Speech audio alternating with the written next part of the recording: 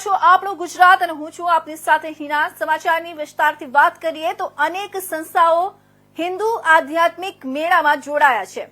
મોટી માત્રામાં મેળાનું આયોજન કરવામાં આવ્યું છે। અનેક આધ્યાત્મિક સ્ટોલો લાગ્યા હતા। ગુજરાત રાજ્ય મુખ્યમંત્રી અને કેન્દ્રીય મંત્રી અમિત શાહ જોડાયા હતા। મોટી સંખ્યામાં સંતો મહંતો જોડાયા છે। હિન્દુ સમાજની પરંપરા જાળવી રાખવાનું કાર્ય કર્યું છે અને સંસ્થાઓ ચેરિટેબલ ટ્રસ્ટ તેમજ ફાઉન્ડેશન દ્વારા સ્ટોલો કરવામાં આવ્યા છે। ઘણી બધી નાની મોટી સંસ્થાઓ આ કાર્યક્રમમાં જોડાઈ છે। તેમાં ખાસ કરીને વંશાવલી સંસ્થા તરફથી જણાવવામાં આવ્યું છે કે તેઓની પાસે વર્ષો વર્ષ સુધીના ઇતિહાસ છે કે જે તે મળી રહે છે।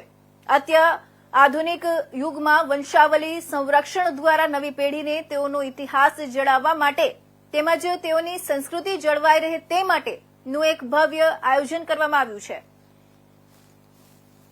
અમદાવાદના યુનિવર્સિટી ગ્રાઉન્ડ ખાતે કહેવાય કે કેન્દ્રીય ગૃહમંત્રી અમિત શાહ જે આવ્યા હતા અને જે આધ્યાત્મિક મેળો છે તેને લઈને સંબોધન કર્યું હતું। હાલ મારી પાછળ આપ જોઈ શકો છો તે પ્રમાણે અવનવા સ્ટોલ જે લાગ્યા છે। કહેવાય કે કેન્દ્રીય ગૃહમંત્રી અમિત શાહની સાથે સાથે ગુજરાત ગૃહ રાજ્યમંત્રી તેમજ તમામ નાની મોટી જે સંસ્થાઓ છે તે તેમનું અહીંયા આગળ સ્ટોલો મૂક્યા છે। અને ખાસ મહત્ત્વની વાત કહી શકાય કે પૌરાણિક અને જે વંશાવળી સંસ્થા કહેવાય છે શું છે તેનું મહત્વ કે એમાં સ્ટોલો છે અને કેમ અત્યારના આધુનિક જમાનામાં ખાસ જરૂર છે। આપણે તેમની સાથે વાત કરીશું। શું નામ છે આપનું? કીર્તિસિંહ બારોટ। સ્ટોલ છે શું છે મહત્વ ને આ સ્ટોલ છે આપણે વંશાવલી સંરક્ષણ સંવર્ધન સંસ્થાનું છે આ, અને એની અંદર આજના યુગની અંદર નવી પેઢીને આનો એમનો ઇતિહાસ જણાવવા માટે એમનું ગોત્ર કયું, એમને માતા કઈ, શું છે, ક્યાંથી આવ્યા, કયા વંશના છે, કયા કેવી રીતે ઉત્પત્તિ થઈ, એ બધા માટે બારોટના ચોપડા છે બારોટજીઓ પાસે, એના માટે આ ગાડી આ સ્ટોર રાખવામાં આવેલો છે। શું કહેશો અત્યારે જમાનો ચાલે છે, ગૂગલ ફેસબુકનો જમાનો છે ને તેને તમે વાત કરો છો આ ખાસ મત આ આધુનિક જમાનામાં પણ આની જરૂર છે।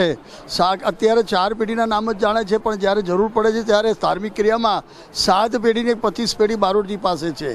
એનું ગોત્ર છે, ગોત્ર કોઈને ખબર નથી આજના યુગના બાળકોને, પોતાની નવી પેઢીને કે ગોત્ર શું છે।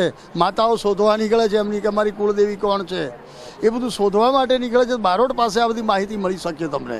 વંશાવળી સંરક્ષણની પાસે આપણે પણ હાલમાં અહીંયા બીજા જોડાય તેમની પાસે પણ આપણે વાત કરવાનો પ્રયાસ કરીશું। શું કહેશો આપનું નામ? સતીશભાઈ બારોટ। સતીશભાઈ બારોટ। શું કહેશો હાલ વંશાવળી સંરક્ષણને લઈને આપણે યોજો છે? વંશાવલી પરંપરા એ ઋષિમુનિઓ દ્વારા નિર્મિત છે। પૃથ્વી પર જ્યારે પ્રથમ માનવ જન્મ્યો ત્યારથી આ પરંપરાની શરૂઆત થઈ હતી। પૂર્વે વંશાવળીઓ મૌખિક સાચવવામાં આવતી હતી, ત્યાર પછી તામ્રપત્ર છે એના પર લખવામાં આવતી હતી, અને ત્યારબાદ કાળક્રમે કાગળ અને સહીની શોધ થયા પછી કાગળના ચોપડા વંશાવળીના બનાવવામાં આવ્યા। કોઈ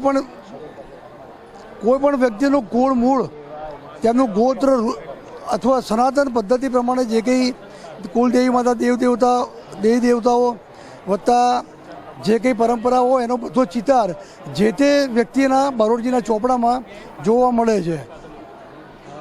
આ હતા વંશાવળીના સંરક્ષણને લઈને બીજા એક વ્યક્તિ આપણી પાસે છે, તેમની પાસે પણ વાત કરવાનો પ્રયાસ કરીશું। આપણે શું નામ છે આપનું? નિલેશભાઈ બારોટ। નિલેશભાઈ શું કહેશો? આ વંશાવલી પરંપરાગત આજથી આધુનિક વર્ષો પહેલાંની છે વંશાવલી। તેની અંદર ગોત્રે પોતાના પૂર્વજ સુરાપુરા જે પણ માતાજીના નિવેદ નરનિવેદ જે પણ થતા દરેક વર્ણની અંદર વંશાવલી હાલમાં પણ લખાતી આવ્યો છે। દરેક ઇતિહાસ કોમ્પ્યુટરથી થયા, પણ હાલની તારીખમાં બારોટ વંશાવલી હસ્તલેખિત જ ચાલે છે હાલમાં બી। મહત્વમાં તો પોતાના જે કુળના ઇતિહાસ પોતાને ખબર નથી કે હું કઈ વર્ણમાંથી છું, બરાબર છે, એ પોતાના ઇતિહાસ પોતાને મહત્વ એને ખબર પડે છે। મારું ગોત્ર છે, મારો ઇતિહાસ શું છે, હું ક્યાંથી આવ્યો, શું થયું, એ ઇતિહાસની પોતાની એક ગૌરવની વાત છે।